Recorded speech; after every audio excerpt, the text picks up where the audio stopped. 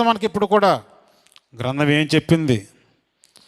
ఇప్పుడు నేను తప్పు చేస్తానండి, తప్పు చేసి నేను సంపాదించకూడదు. తప్పు తప్పే ఇప్పటికి, అంతేనా లేదా?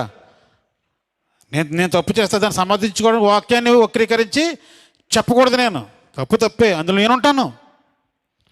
మీకు అర్థమైందా? అందులో నేను ఉండొచ్చు, అంతే తప్ప నాకు అనుకూలంగా మార్చుకుని దొంగతనం తప్పు కదా, నేను దొంగతనం చేసి దొంగతనం తప్పు కదని ఎలాగా, కడుపు కోసం చేసిన తప్పు ఏముందండి, అలా సమర్థించుకుని అలా చెప్పకూడదు. తప్పు అంటే తప్పని చెప్పాలి, తప్పని చెప్పాలి.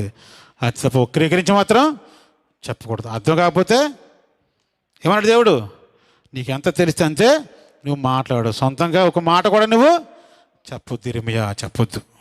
సొంత మట్టి పొర నుంచి నువ్వేమీ చెప్పొద్దు. నేను వచ్చే వరకు ఉండు. ప్రవక్త వస్తారు కదా, ప్రవక్త చదివి నీకు చెప్పిస్తాను. నువ్వు అప్పుడు నువ్వు జనాల్లోకి వెళ్ళి చెప్పాలి. సొంత